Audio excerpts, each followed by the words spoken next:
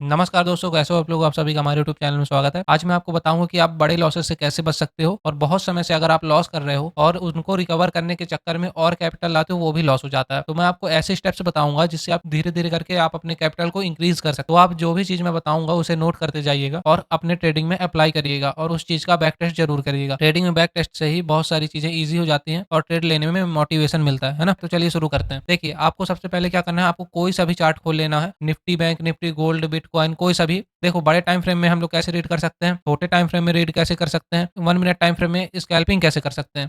अगर आपके पास कम कैपिटल है, 15,000 है, 10,000 है, 20,000 है, तो आप बड़े टाइम फ्रेम में ट्रेड लेने में घबराते हो। क्यों? क्योंकि आपका कैपिटल बहुत जल्दी लॉस में बदल जाएगा। बड़ा रिस्क लेना पड़ेगा अगर छोटा कैपिटल है तो हम लोग छोटे रिस्क के साथ बड़े टारगेट को कैसे अचीव कर सकते हैं, ये चीज़ इस वीडियो में मैं बताऊँगा, है ना? यहाँ पास मैं गोल्ड का चार्ट खोला हुआ हूँ। सबसे पहले आप सपोर्ट और रेजिस्टेंस ड्रॉ कर लो। सपोर्ट रेजिस्टेंस ड्रॉ करना अगर नहीं आता तो आप मेरे पिछले वीडियो को जाकर के ज़रूर देख सकते हो। है ना? वहाँ मैं एकदम विस्तार से बताया हूँ सपोर्ट रेजिस्टेंस कैसे ड्रॉ करते हैं। अभी मैं थोड़ा-सा बता देता हूँ क्या होता है सपोर्ट रेजिस्टेंस। देखो, मार्केट अगर अप साइड जा रहा है लगातार और यहाँ से रिजेक्शन हो गया, ठीक है? तो ये वाला एक एरिया क्या हो जाएगा, रेजिस्टेंस एरिया। अगर यहाँ से फिर से अप साइड जाता है तो ये वाला जो एरिया है, पॉसिबिलिटीज़ है कि डाउन साइड आ जाए मार्केट, ठीक है? और सपोर्ट क्या होता है? देखो, मार्केट अगर डाउन साइड जा रहा है, डाउन साइड जा रहा है और फिर यहाँ से अप साइड के लिए सपोर्ट ले लिया, तो ये वाला एक एरिया जो होगा, ये सपोर्ट का एरिया होगा, ठीक है? अगर फिर से रिजेक्शन लेता है मार्केट तो ये वाले एरिया से रिवर्स होने की पॉसिबिलिटीज़ बढ़ जाती है, ठीक है? अगर ब्रेकआउट करता है तो हम लोग इसे कह देते हैं ब्रेकआउट ट्रेडिंग कैसे करें, ब्रेकआउट में हम लोग ट्रेड कैसे प्लान करें, ये सब चीज़ हो जाती है ना मार्केट में। तो अब अपन चलते हैं बड़े टाइम फ्रेम में एनालिसिस कैसे करना है। आपको सबसे पहले क्या करना है, सपोर्ट और रेजिस्टेंस बना लेना है, ठीक है? जैसे ये वाला एक एरिया है,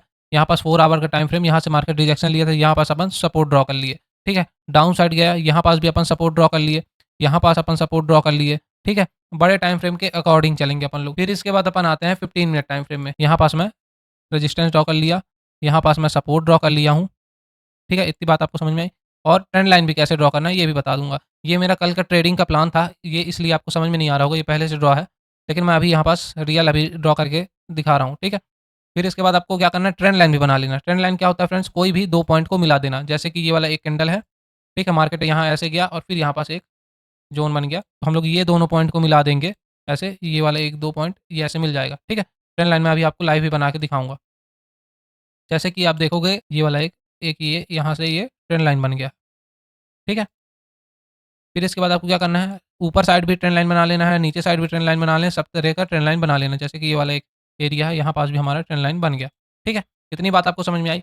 अब अपन को ट्रेड कैसे प्लान करना है? हम लोग के पास तो कैपिटल कम है, तो हम लोग ट्रेड कैसे प्लान करेंगे? 1 मिनट टाइम फ्रेम पे ट्रेड प्लान करेंगे, क्योंकि 1 मिनट में थोड़ा छोटा कैंडल बनेगा और हमारा रिस्क थोड़ा कम हो जाएगा। इसलिए कि उसमें कैंडल की जो साइज़िंग होती है, वो बहुत ज़्यादा हैवी नहीं होती। जैसे 5 मिनट में $10 का रिस्क लेना पड़ता है, $15 का रिस्क लेना पड़ता है। वैसे ही हम लोग 1 मिनट में $3, $2 ऐसे का रिस्क मिल जाता है अपन को और टारगेट हमको 1:3, 1:4 का भी मिल जाता है। फ्रेंड्स देखिए, आपको एक सिंपल रूल बताता हूँ मैं। अगर आप जब लॉस करते हो, तो आपको पता होना चाहिए कि आप लॉस कितना करने वाले हो। और अगर आप जब प्रॉफ़िट करते हो तो आपको ये भी पता होना चाहिए कि प्रॉफ़िट आप कितना करने वाले हो, ठीक है?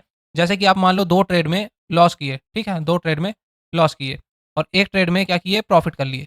तो आपको कितना का टारगेट लेना चाहिए? 1:3 का टारगेट हमेशा लेकर के चलना चाहिए, अगर आपको कैपिटल गेन करना है तो, ठीक है? तो अगर आप 2 ट्रेड में मान लो 500 का लॉस किए और 1 ट्रेड में 1:3 1500 का प्रॉफ़िट कर लिए, 1500 का प्रॉफ़िट कर लिए। तो यहाँ पास कितना 2 लॉस का कितना हो गया, ₹1000 लॉस कवर भी हो जाएगा, है ना? और उसके बाद 500 आप प्रॉफ़िट में भी आ जाओगे। इसलिए हमेशा आपको 1:3 का प्रॉफ़िट होना चाहिए।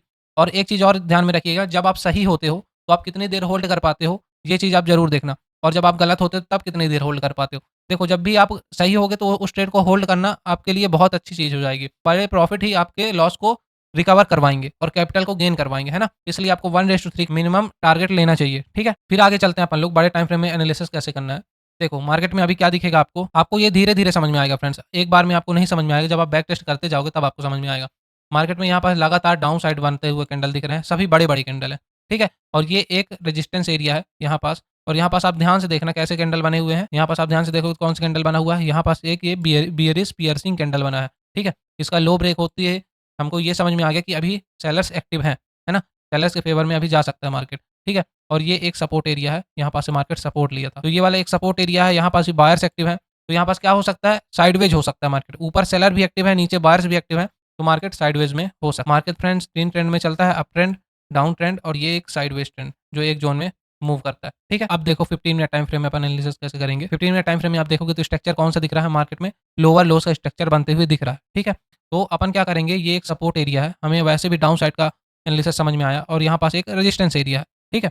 हम लोग ड्रॉ कर लेते हैं यहाँ पर रेजिस्टेंस 15 मिनट टाइम फ्रेम में, 15 मिनट टाइम फ्रेम में, ये वाला एक रेजिस्टेंस एरिया, ठीक है? तो अपन यहाँ पास ड्रॉ कर लिए।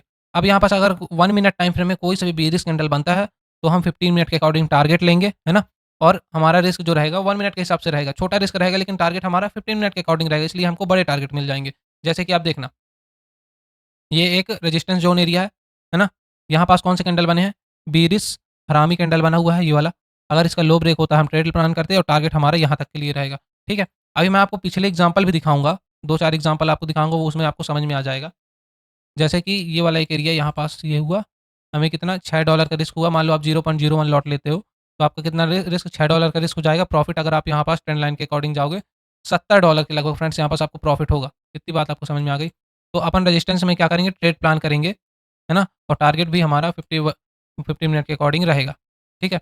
जैसे कि आप ये एक रेजिस्टेंस एरिया देखोगे, तो मार्केट में कौन-सा ये बेयरिश इंगल्फिंग कैंडल बनता हुआ दिख रहा है ना? ये वाला एक 15 मिनट का सपोर्ट एरिया है, यहाँ तक का हम लोग का टारगेट होता, ठीक है? और फिर से अगर आपका एनालिसिस में दिक्कत आ रही है, तो आपको ट्रेड नहीं लेना है, हमेशा आपको सपोर्ट और रेजिस्टेंस में ही ट्रेड लेना है ना? ताकि आपका कम ट्रेड हो और प्रॉफिट ज़्यादा हो। आपको नंबर ऑफ क्वालिटी ट्रेड देखना है, ना कि नंबर ऑफ क्वांटिटी ट्रेड देखना। आप जितना ज़्यादा ट्रेड करोगे, उतना ज़्यादा आप लॉस में रहोगे, इसलिए आपको धीरे-धीरे अपने काम में फ़ोकस करना है, ठीक है? और दिखा देता हूँ आपको एग्ज़ाम्पल। यहाँ पास आप देखना, मार्केट में रेजिस्टेंस एरिया कौन-सा है? ये वाला एक रेजिस्टेंस एरिया, ठीक है? ये वाला एक रेजिस्टेंस एरिया है। इसकी इतनी बात समझ में आई? ये वाला एक रेजिस्टेंस एरिया है। देखो फ्रेंड्स, कोई सी भी स्ट्रैटेजी जो होती है ना, 100% सही नहीं होती। आपको हमेशा रिस्क रिवॉर्ड पर आपको काम करना होता है। जब तक कोई सा बेयरिश कैंडल नहीं बनेगा तब तक आपको ट्रेड नहीं लेना है। ये वाला एक कैंडल बना, हमें इसमें लॉस कर सकते हैं, ये वाला स्टॉप लॉस हिट होगा। लेकिन थोड़ी ही देर में हमारा ट्रेंड लाइन के अकॉर्डिंग हमारा लॉस भी प्रॉफिट में चला जाएगा। हमको देखो कितने बड़े-बड़े टारगेट मिल सकते हैं, अगर हम होल्ड करेंगे सिर्फ़ तब ट्रेड को, है ना? इसलिए आप हमेशा ट्रेड को होल्ड करना सीखो फ्रेंड्स। आप जब भी सही होगे तो उसमें होल्ड करना सीखो। देखो अगर आपको दिक्कत आ रही है छोटे पैसे से ट्रेड करने में, तो मैं एक चैलेंज बनाया हूँ $125 से $600 तक का। तो उस वीडियो को आप देख सकते हो कि मैं विस्तार से बताया हूँ कि कैसे अपन धीरे-धीरे करके ट्रेड ले सकते हैं। कोई भी चीटिंग नहीं करूँगा कि मैं प्रॉफ़िट प्रॉफ़िट दिखाऊँ या फिर लॉस को दिखाऊँ ही ना। तो आप सिर्फ़ उसमें रियल चीज़ बताया गया है, उसको आप जाकर ज़रूर देखना, ठीक है? तो फ्रेंड्स, आज की वीडियो में बस इतना ही। आने वाली वीडियो में और भी कुछ बताऊँगा, तो आप चैनल सब्सक्राइब करना, वीडियो को शेयर करना और लाइक कर देना। Thank you.